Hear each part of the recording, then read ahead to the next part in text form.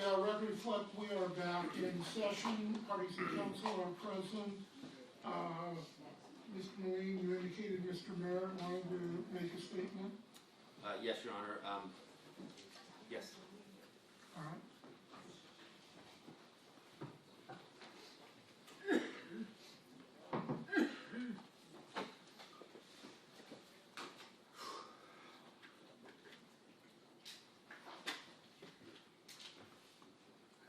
First, I would like to say I am so very sorry that Joseph's, Summers, and Joseph Jr.'s family and Gianni's families have had to bear this horrific tragedy. No mother or dad should have to bear this. The pain of losing their son or daughter.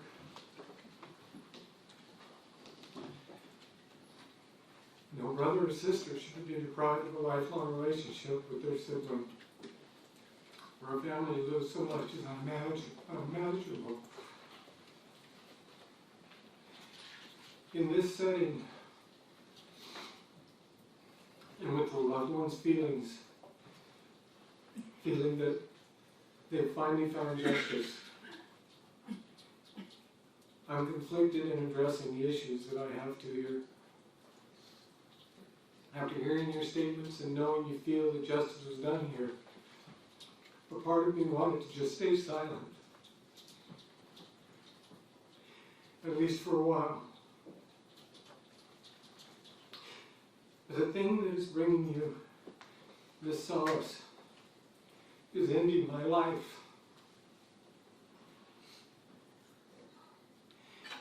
Ending my life for a crime that I did not commit.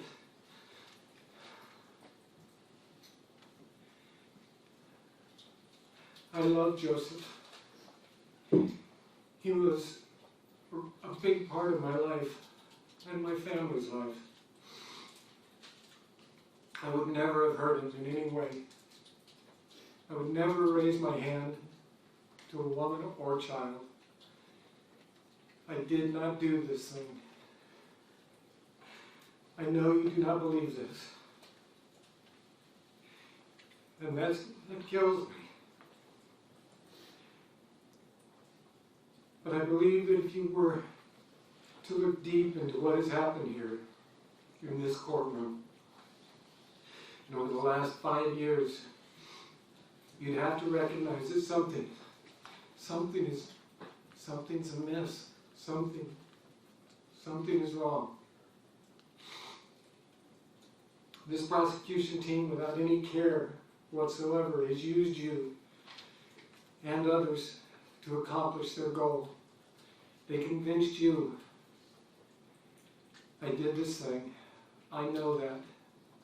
And honestly, if I lost a son, brother or daughter, grandchildren, to such a cowardly act, and genuinely believed what the detectives and prosecutors were telling me, that we have the man that did it, I would likely do as you have.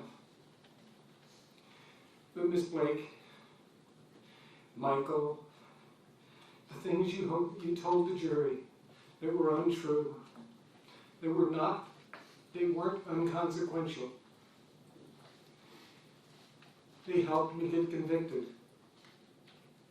I hope someday you can ask yourself,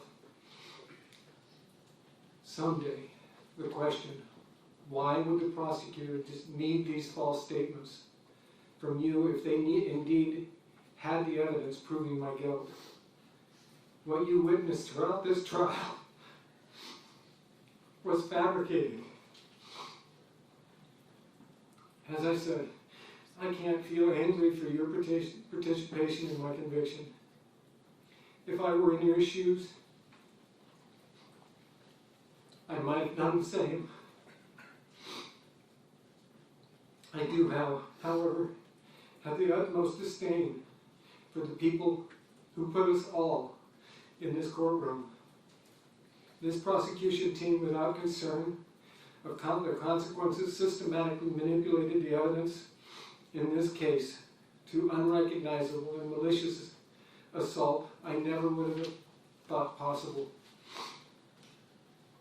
And in doing so, knew the person or people responsible for this heinous act are still free, all to simply get a win. Their theories throughout trial have been a target that moves opportunistically when confronted by contrary evidence. Like when Mr. Imes stated, "I believe the family was not murdered in that house." You'd have to ignore the evidence. Or "I believe the family was murdered in the house." And to not believe that, you'd have to ignore the evidence. And the next day, the following day, Ms. Rodriguez states, "We never said they were killed in that house."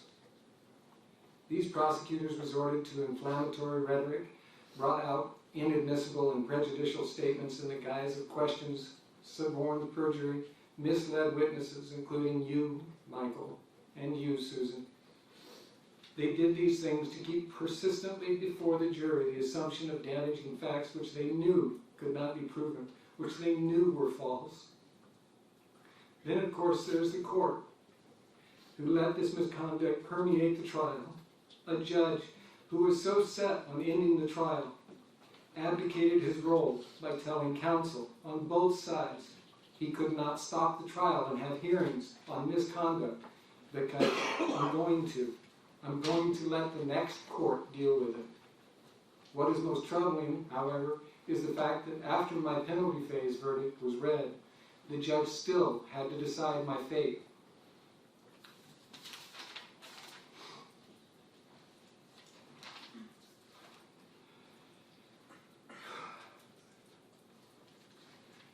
As to whether I live or die. Entered the jury's chambers with Joseph's and Summers' family and had intimate contact with them. This prior to deciding my fate in the motion for a new trial as the 13th juror.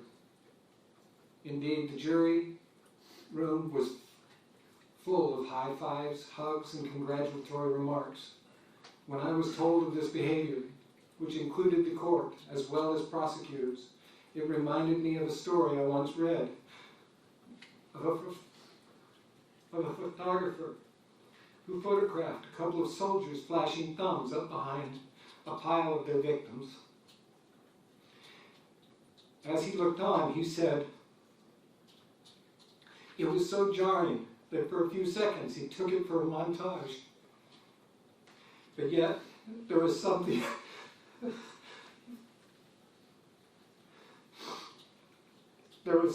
familiar about that scene." Then he remembered the last time he had seen a scene like that was in photographs of lynchings. I'm sure this is not the first time anyone or all of these prosecutors have egregiously committed fraud upon this and other courts.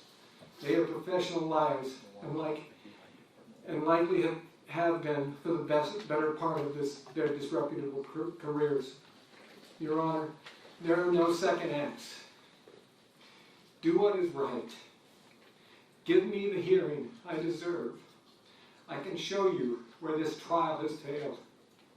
Allow me to show the family just what these prosecutors have done.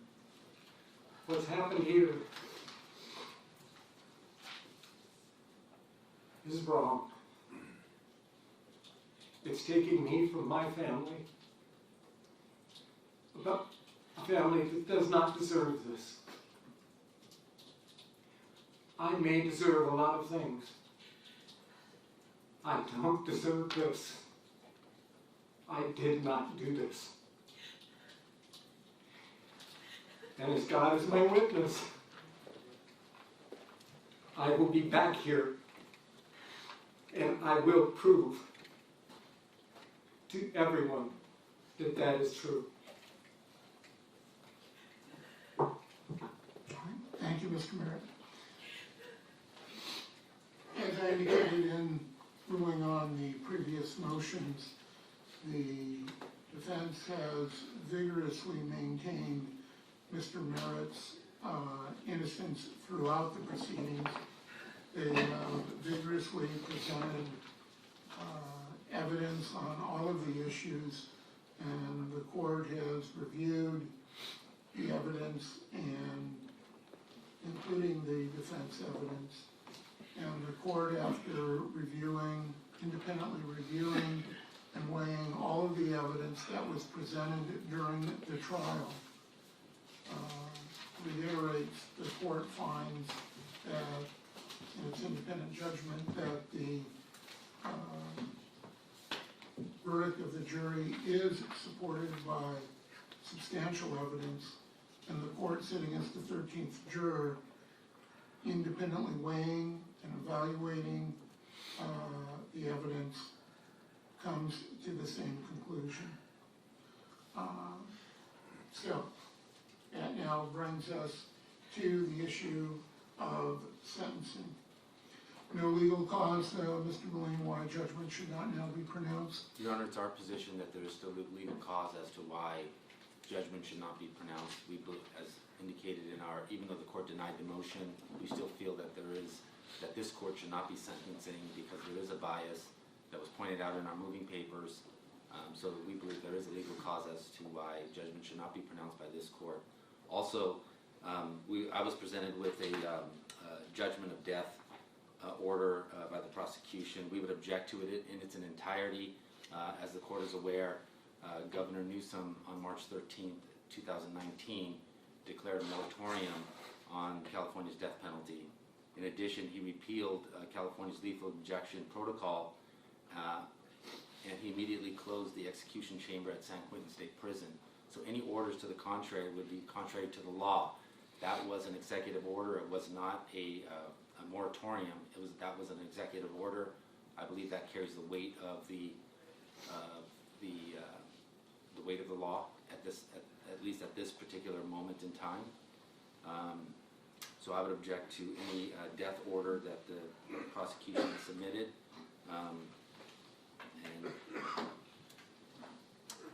on that. All right. Well, certainly the governor has the power to grant a moratorium. The governor will carry out his duties and responsibilities as he sees fit, but he did not change or repeal, nor can he repeal, the statutory provisions providing for the various penalties.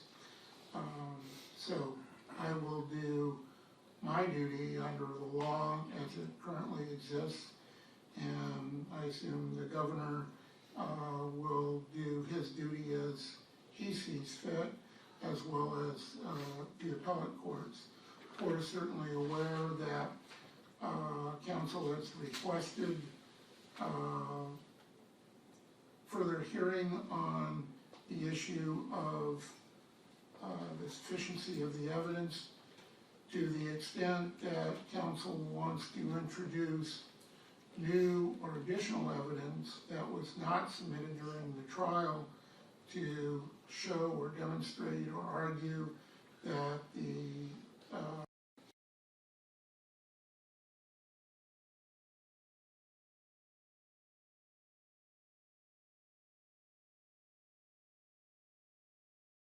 addressed in a motion for new trial.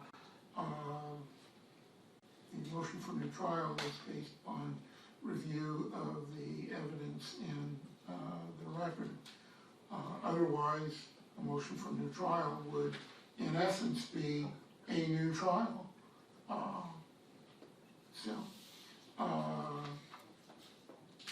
So the court finds that the court having ruled on those issues, there is no other legal cause why judgment should not now be pronounced. Waiver arraignment for sentencing? Yes, Your Honor. All right. For the offense of the first-degree murder of Joseph McStitt, pursuant to the jury's penalty verdict of life in prison without the possibility of parole, court will sentence Mr. Merritt to the sentence of life in prison without the possibility of parole for the murder of Joseph McStay. The jury, having found Mr. Merritt guilty of the first-degree murder of Summer McStay and the first-degree murder of Gianni McStay and the first-degree murder of Joseph McStay Jr., and the jury, having found the special circumstances of multiple murder to be true as to each of the first-degree murders as to Summer, Gianni, and Joseph Jr., and the jury determining the appropriate penalty verdict to be death for each of the murders of Summer, Gianni, and Joseph Jr. And the court, having denied the motion to modify the verdict of death to life imprisonment without the possibility of parole. It is therefore the judgment and sentence of this court, is hereby ordered, decreed, and adjudged, that for the first-degree murder of Summer McStay and for the first-degree murder of Gianni McStay and the first-degree murder of Joseph McStay Jr., that the defendant, Charles Merritt, be sentenced to death, and that the penalty to be carried out at the San Quentin State Prison in the manner then prescribed by law and at a time to be fixed by this court in a subsequent warrant of execution after the defendant's appeals are exhausted, all in accordance with Penal Code Section 3605. With regard to the additional findings, court finds no motor vehicle involved, court finds no ability of the defendant to reimburse for any of the fees or costs. The court does impose the criminal conviction and court security fee and construction fees. Court orders that specimens of the defendant's blood and saliva be submitted and fingerprints and palm prints be submitted to San Bernardino County Sheriff's Office pursuant to Penal Code Section 296. If that has not already been done, court will impose restitution fines in the amount of $5,000 pursuant to Penal Code Sections 1202.4, 1202.45. The restitution fine pursuant to 1202.45 is stayed. Court will also impose actual restitution of $5,000 for the funeral and burial expenses of Joseph McStay, Summer McStay, Gianni McStay, and Joseph McStay Jr., and actual restitution for mental health expenses for Tracy, and $729 for mental health expenses for Blanche. Court will also retain jurisdiction as to any additional issues of restitution.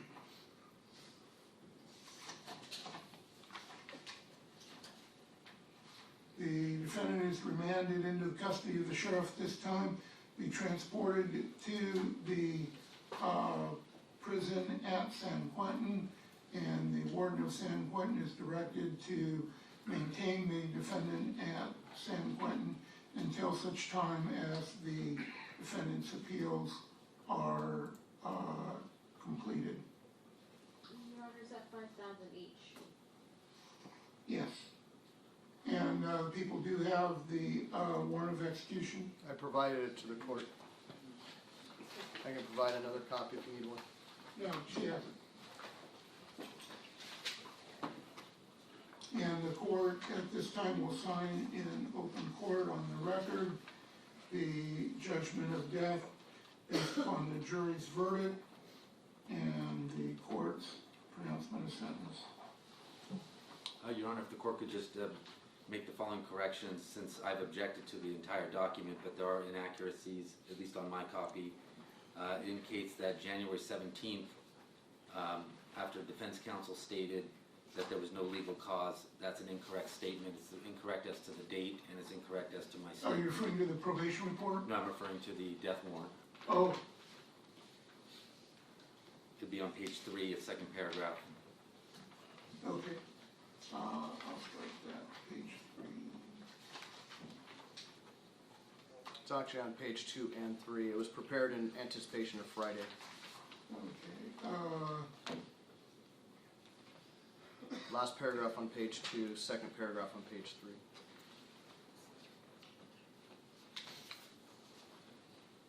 I don't see it on page 2. It's at the bottom, Your Honor. Court, is there a motion for new trial modification penalty which was presented by the defense? That motions were denied, that's correct. Well, it's page 3, Your Honor. Yeah, page 3 at line 7, I see, where defense counsel stated there was no legal cause why judgment should not now be pronounced. I'll strike that.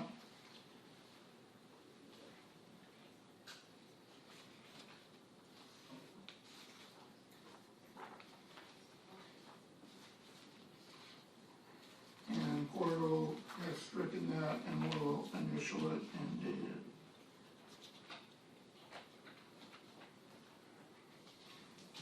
Okay.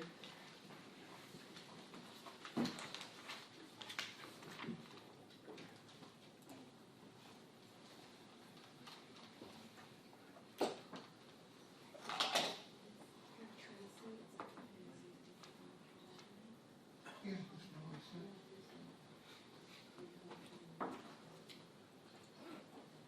Oh, I thought I said Tracy 3240.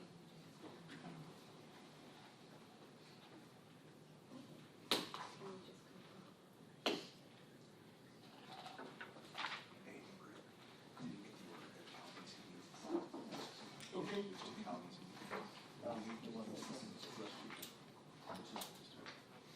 Mr. Merritt,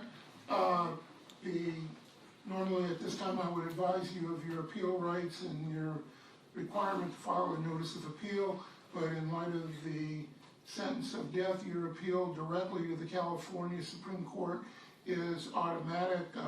The judgment will be forwarded directly to the Supreme Court, which will start your appeal process. The Supreme Court will appoint counsel to represent you on appeal, and obviously they'll communicate with you with regard to your appeal. I believe at this time, Your Honor, the court is also obliged under the government code to inquire whether Mr. Merritt wishes to have habeas counsel appointed. I think that's correct. Although there's some issue now. There is the issue of availability of an actual attorney to be appointed, but at least the record to reflect the court has inquired, and Mr. Merritt has either accepted or declined the offer of appointment. So, Mr. Merritt, do you wish in the court to, at this time, appoint habeas counsel for the purposes of bringing any petition or writ of habeas corpus on your behalf? Yes, sir. All right. The court will again attempt to appoint the, I forget the title of the Habeas Corpus Resource Center. Resource Center, yes, to represent the defendant, Mr. Merritt, in with regard to any habeas petitions. Okay, and I think that concludes. If there's a need to update his pre-sentence credits, the probation report was dated September 27th. I've updated those to 1904. 1904 actual as of today's date. As of today's date, no conduct credits pursuant to 2933.2. Record reflect that Mr. Merritt does have 1,904 pre-sentence custody credits as of today's date. That's it. Anything else? No, Your Honor. Okay, we'll be in recess then at this time.